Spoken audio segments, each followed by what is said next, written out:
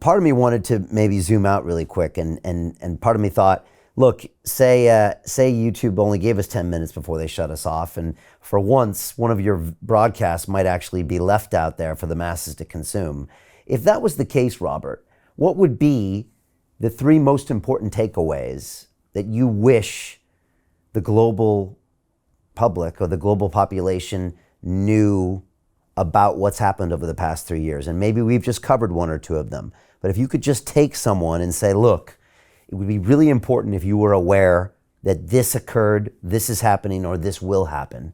What would be those top three things of all the things from your book and the things you experienced over the last 3 So years? that's a different way to phrase it. I've never really processed that question quite like that. I absolutely have some key messages, and I consciously think about what I'm messaging, particularly now that I am in a realm in which, I have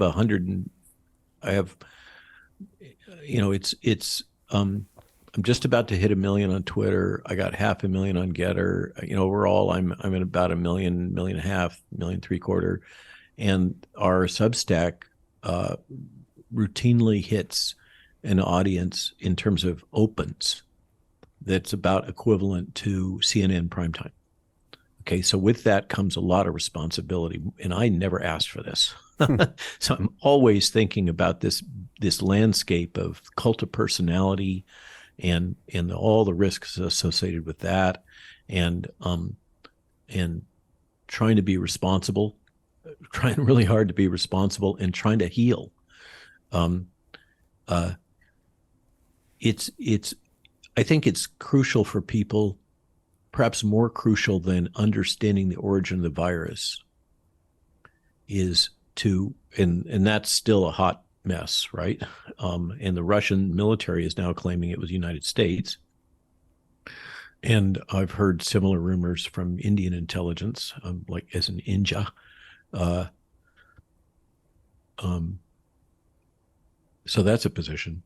I think it's crucially important to understand that the actual risk of the virus, as I led off with in our conversation today by talking about H1N1 as a comparator, this swine flu outbreak, that the risk of this pathogen has been grossly overestimated. I think Mr. Neil Ferguson gets the gold star on that one from the Imperial College in London.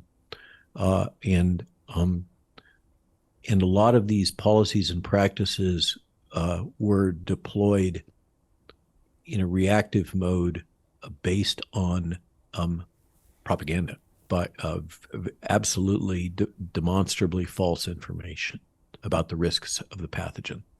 And time has now, the tincture of time cures all, many physicians would say, and time has absolutely clarified a lot of the things that have gone on here.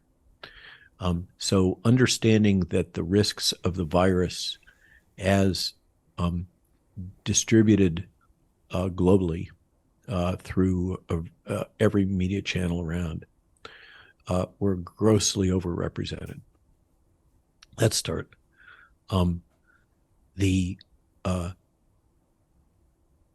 Latipova makes a good case that in examining the contract language that the U.S. Department of Defense largely and the U.S. government used to enable the development and purchase and acquisition and deployment of the genetic vaccines. So by saying that, I'm talking about in the United States, it's the 2 mRNA vaccines plus the J&J adenovirus vectored vaccines.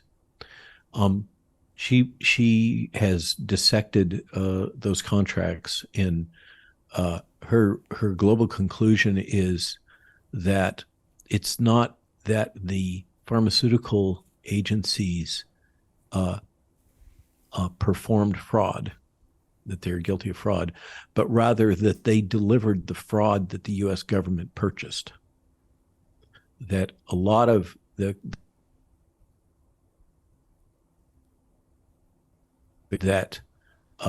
normal processes for ensuring safety and effectiveness were bypassed.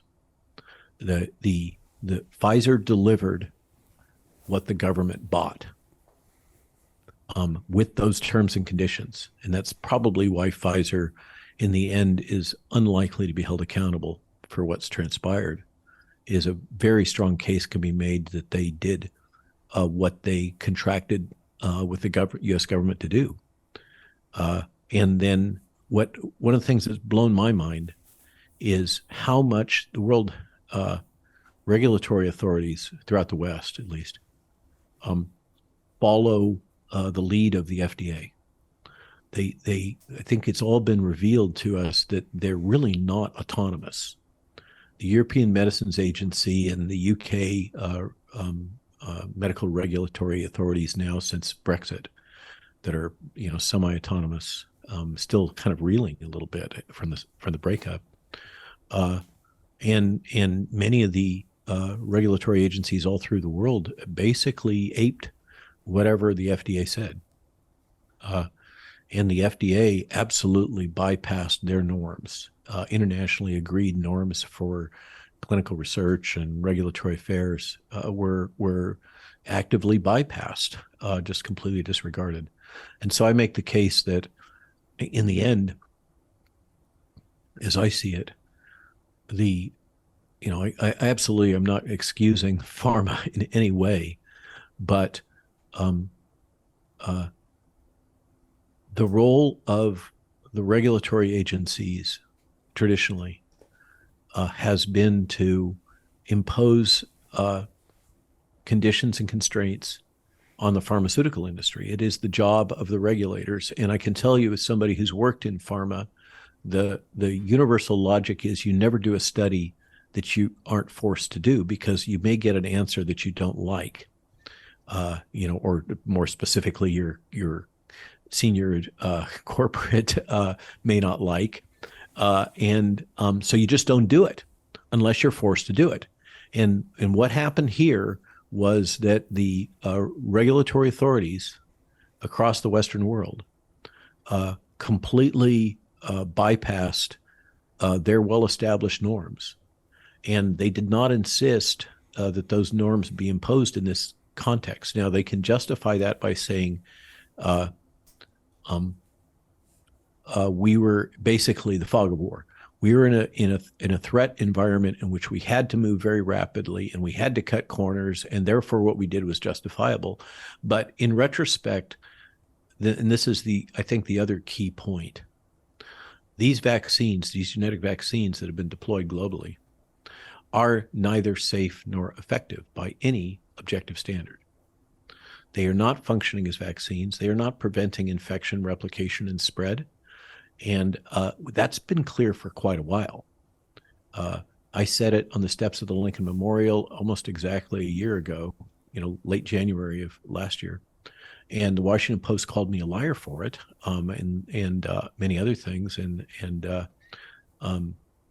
they've received a lawsuit, which is currently pending in Virginia State Court, as a consequence of that malicious defamation.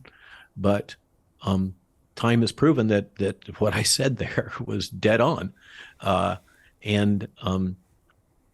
So the vaccines that have been pushed by your government there in the UK, our government here in the United States, throughout Europe, by the European Union, and much of the world, except I understand in South Africa, almost everybody is vaccinated, quote unquote, meaning that they have the card, but they didn't get the jab. That's all been based on unproven technology, which has now let me say this. I met Asim Malhotra the other day in Stockholm. What just a kind-hearted person. Who is that? And it turns he's the British cardiologist that has had his father, who was a famous primary care physician in the UK in the National Health Service, die in a way, immediately after the jab, in what this cardiologist purports to have been a consequence of the vaccine. He's the one that's been so outspoken in British press.